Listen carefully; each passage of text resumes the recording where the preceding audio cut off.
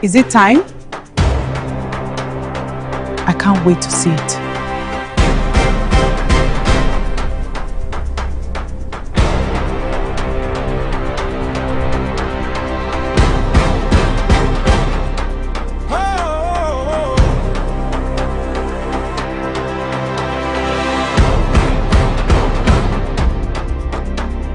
Voice of the people, stories that matter. Oh wow! Truth in every moment, now and forever. Across every border, across every land, we form, we empower, together we stand.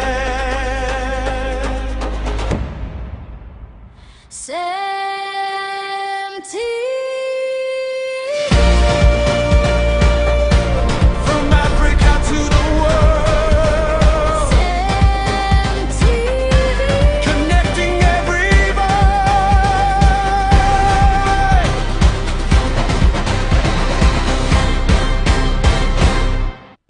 Hello, it's time for CEMTV Main News on the Hour. Truth first, you next. Stay informed to stay empowered.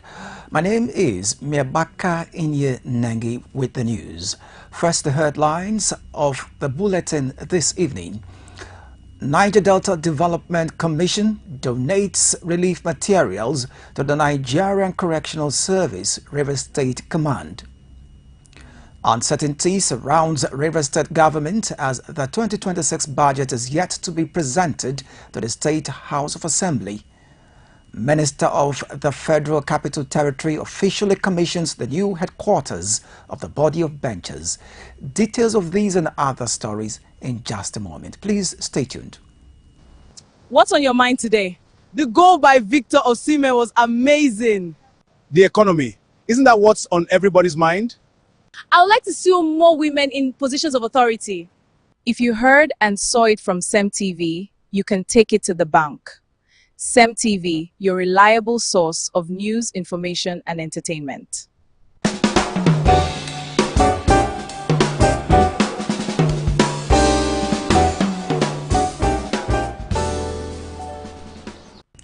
We'll begin our report from Rivers, where the Niger Delta Development Commission (NDDC) has donated relief materials to the Nigerian Correctional Service River State Command as part of efforts to cushion the effects of the current economic hardship on inmates.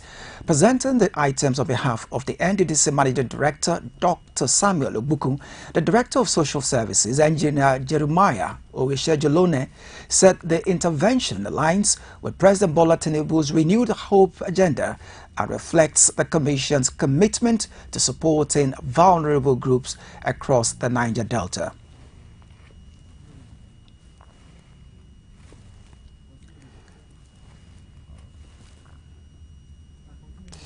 Oweshejelone said the NDDC has continued to provide humanitarian assistance to communities affected by economic challenges, flooding, and environmental degradation, noting that inmates also deserve care and support as members of the society.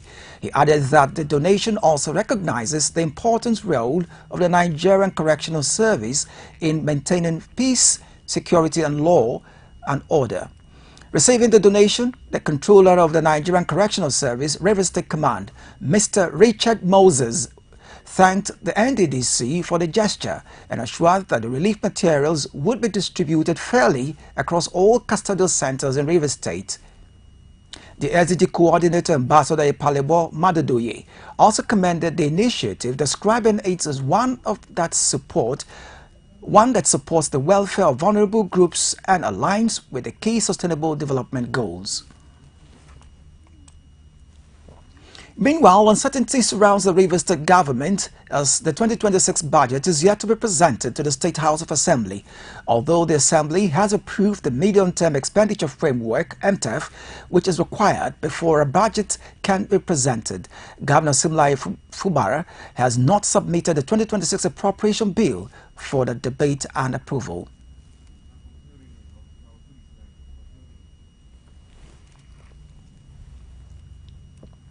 The 6-month constitutional grace period that allowed the government to spend money without a new budget ended on June 30, 2026, and this has raised concerns that the state may no longer have the legal authority to spend public funds until the new budget is passed by the Rivers State House of Assembly.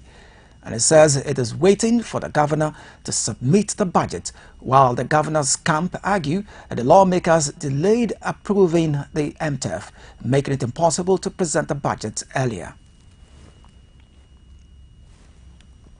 On the national scene, the Nigerian government has strongly condemned the killing of 2 Nigerian citizens in South Africa and called for a thorough investigation.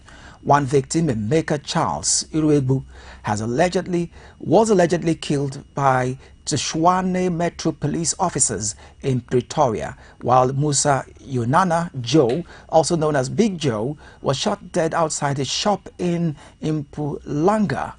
Nigeria said the incidents have raised serious concerns about the safety of Nigerians living in South Africa. The government also criticized what it describes as increasing xenophobic attacks and inflammatory comments by the South African officials, saying such statements encourage violence against Nigerians.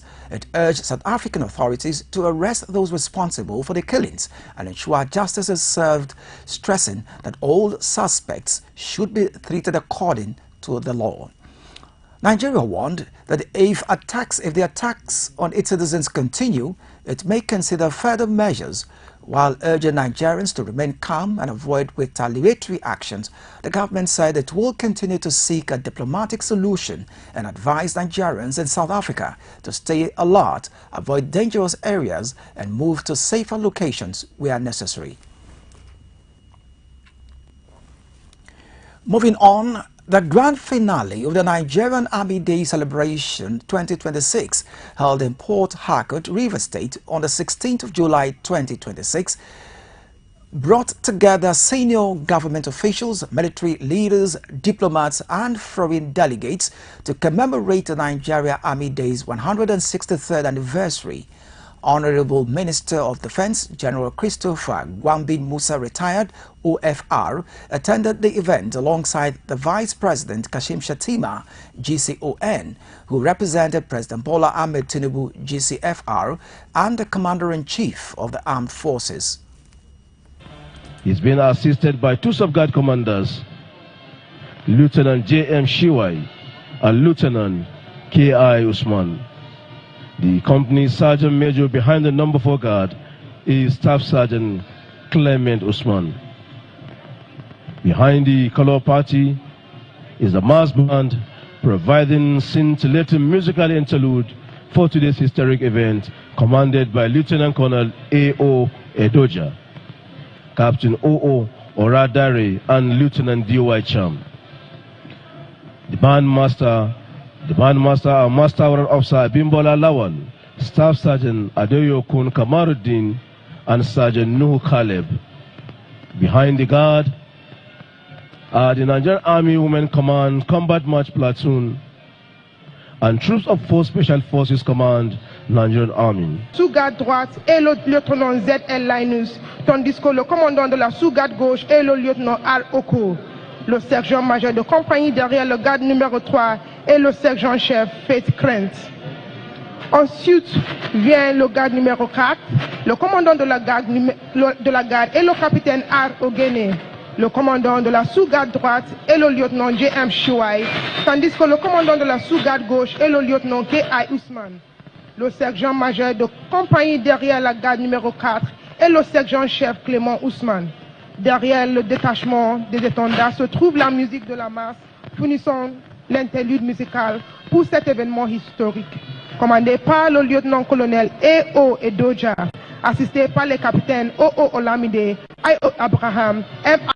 Addressing the gathering, Shettima reaffirmed the federal government's commitment towards strengthening the armed forces through improved welfare, modern equipment, enhanced training, and intelligence capabilities. General Christopher commended the Nigerian Army for its professionalism, resilience, and sacrifices in safeguarding the nation's territorial integrity and tackling evolving security challenges. The celebration featured military parades, tactical demonstrations, cultural performances, and exhibitions of modern military hardware, showcasing the Army's operational readiness. It also attracted military delegations from 15 countries participating in the African Land Forces Forum 2026, reinforcing Nigeria's commitment to regional security, cooperation, and honoring dedication and service of its armed forces. On another front, human rights lawyer and senior advocate of Nigeria, SAN, Femi Falana, has accused former Borno State Governor Ali Modu Sharif of having links to the Boko Haram insurgency, saying he expects to be sued over the allegation. Falana made the remarks while responding to a recent press briefing by Sharif, in which the former governor denied any connection to the terrorist group. Who started the Boko Haram crisis in Borno State? A governor, Modu Ali Sharif, addressed the press and attempted to insult the collective intelligence and memory of Nigerians by denying any links with the dangerous, dreaded Boko Haram sect. I did reply him, and I'm expecting him to sue me, because he said he wanted to sue an Australian. You don't need to go to Australia. What you are looking for in Sokoto is in the pocket of your Sokoto.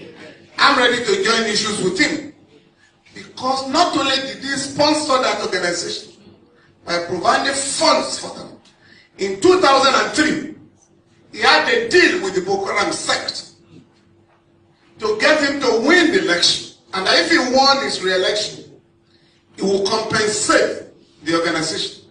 When he won that election, he appointed Alhaji Bugu Foyle as the Commissioner for Religious Affairs to implement Sharia in that state. When the man attended the first Executive Council meeting, he discovered that they were all talking about contracts and how to steal money. So he went back to the camp, the Boko Haram camp, and said, "Where you send me to is Gida Barawi, the house of thieves. I can no longer be part of them." So he was asked to resign, and that was how Foyle resigned from the government of Modu Sharif. So to say that you don't know them is the greatest lie. I was just reminded this morning by somebody from Borno State that something was missing in my press statement. That in 2013, 2012, October 10, Alhaji Modu Sharif was arrested in Cameroon on grounds of his Boko Haram connection. But the government here pleaded with the Cameroonian authorities to release him, because he's a big man here. He cannot be arrested.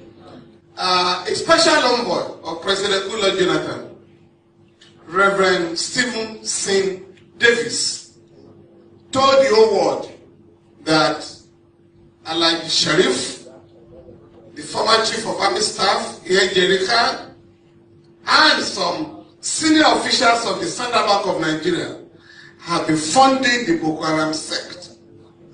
Up till now, the government has not reacted to this very important information.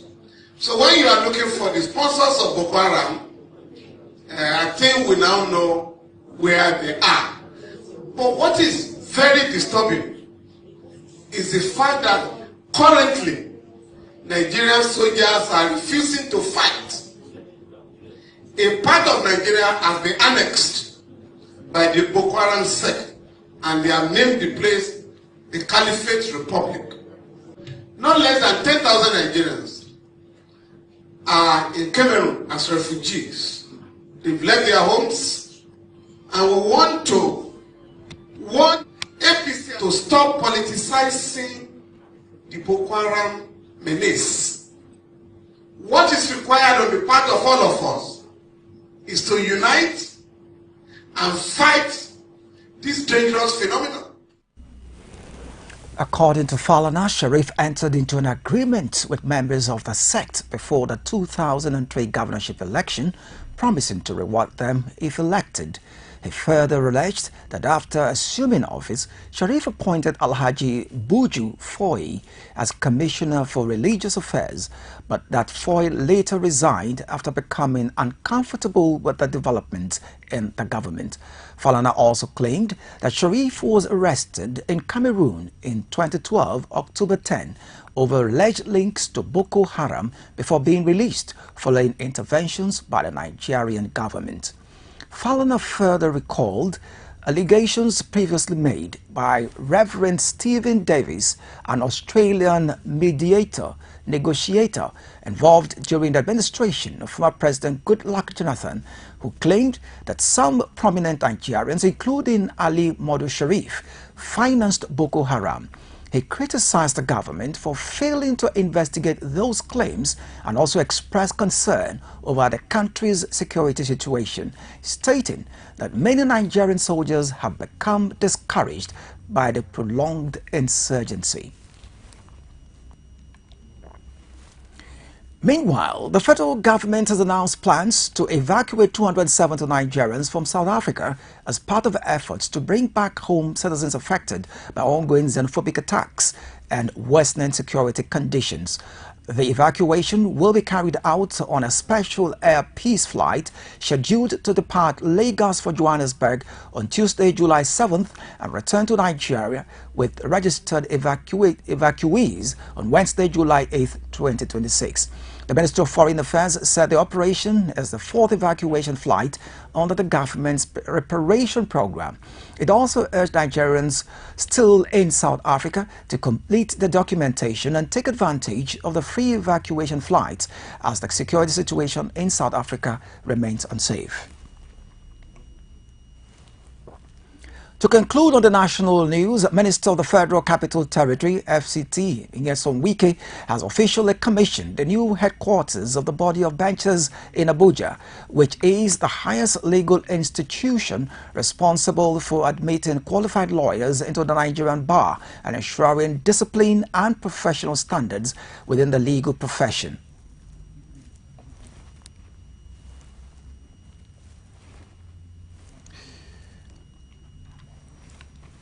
The newly completed building is a modern facility equipped with offices, conference rooms, auditoriums, meeting halls, and other amenities that will improve the institution's daily operations.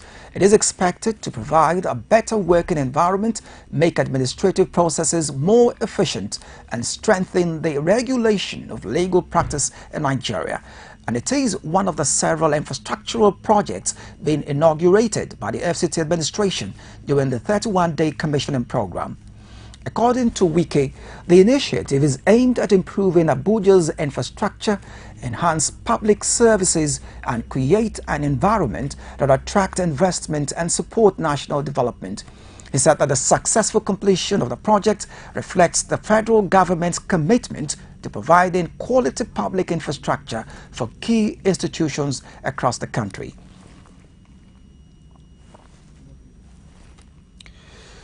Report on the African News says European Union has expanded the power of its operations Irini Naval Mission, which allows it to stop, inspect and detain ships suspected of being part of Russia's shadow fleet, also known as older oil tankers, which are believed to help Russia evade international sanctions by using false registrations and changing flags to hide their ownership and cargo.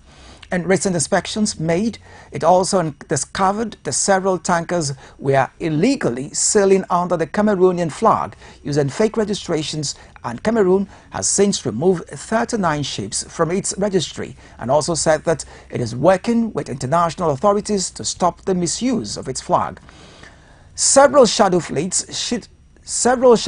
vessels have also been seized this year, by European navies, including the French, British, Belgian, and Swedish forces. The EU is expected to introduce more sanctions later this month, targeting additional shadow fleets, and officials say the measures are aimed at reducing Russia's oil revenue, which helps in funding its war in Ukraine, while also improving maritime safety and reducing environmental risk posed by poorly maintained ships. Still on African news, South African businesses are facing growing cybersecurity threats as artificial intelligence has become more common in the workplace. A new report by cybersecurity company known as KnowBe4 discovered that nearly 2/3 of employees believed that they could be fooled by AI-generated scams, while 86% said that AI-created voices and videos content that is now realistic that is difficult to tell the difference between genuine voice and video content from AI. The report also revealed that many companies are using AI tools without proper oversight, as about 64% of organizations admitted that AI is being used without official approval or governance, thereby increasing the risk of cyber attacks.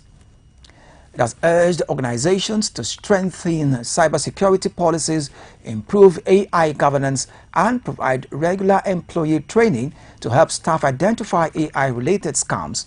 The report also added that businesses without strong security cultures, where employees feel comfortable reporting mistakes, are prepared to respond to emerging cyber attacks.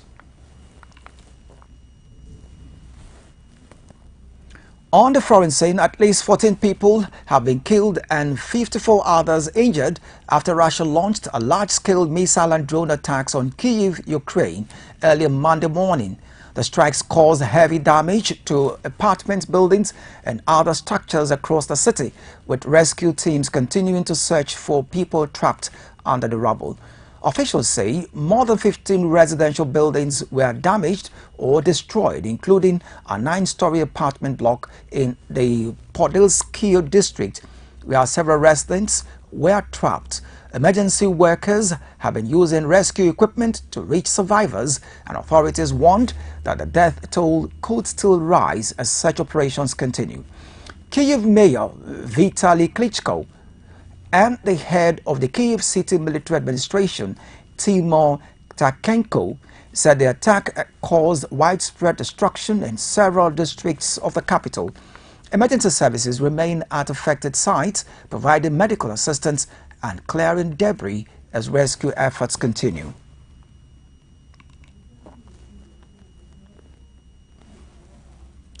And still on the foreign scene, at least 25 people, including 4 prison guards, have been killed and more than 100 others injured during a 2-day violent riot at Negombo prison in western Sri Lanka. The unrest began after a fight broke out between 2 groups of inmates reportedly linked to a dispute over drug trafficking in the prison. Some prisoners seized weapons, climbed onto rooftops, and demanded to be released. It worsened when inmates tried to force their way through the prison gates, prompting security forces to intervene, and gunshots were heard inside the prison as part of the prison roof collapsed, injuring several female inmates. Many of the injured inmates were taken to nearby hospitals, with some suffering gunshot wounds, while others had cuts and bruises. Sri Lankan government has launched an investigation into the incident and is transferring some inmates to other prisons, as the riot is one of the deadliest prison disturbances in the country in recent years. And when the news continues, we still have more stories for you, including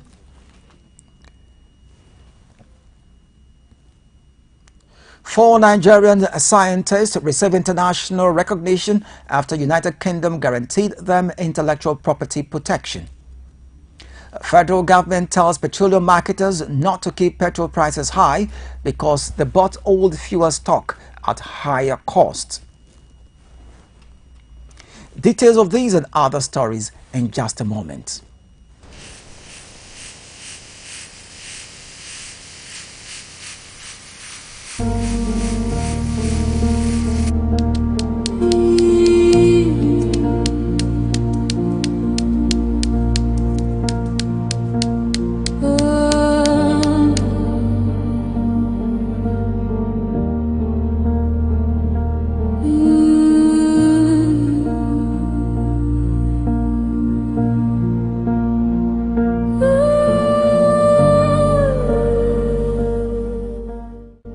This is CEMTV, reliable news and entertainment.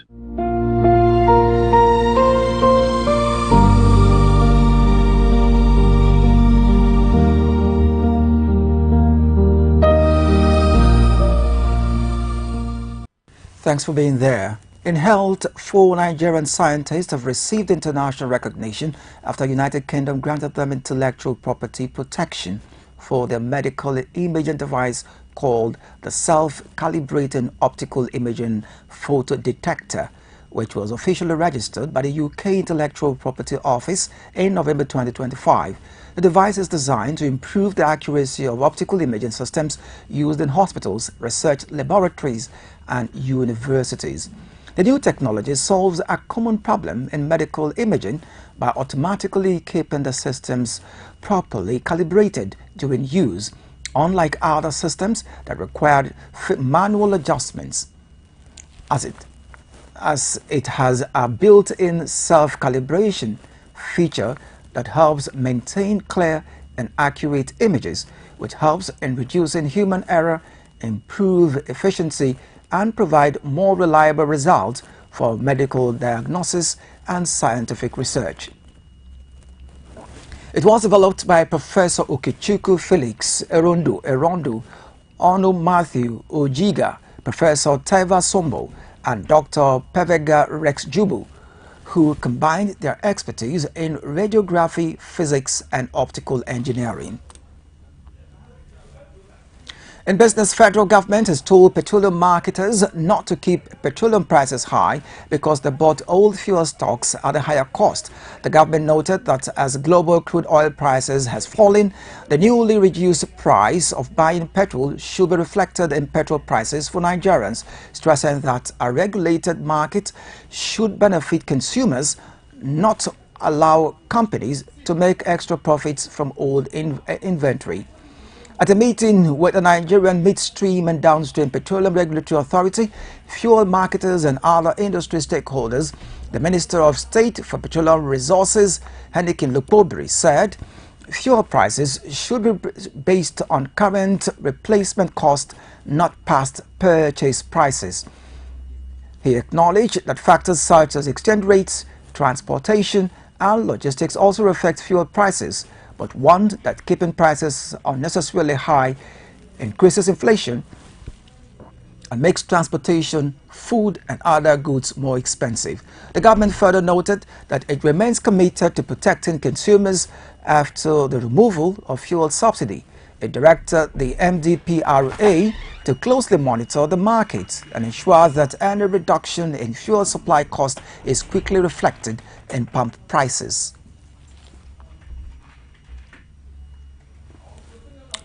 In sports, Cape Verde's national football team has received a hero's welcome in Praia Verde's capital.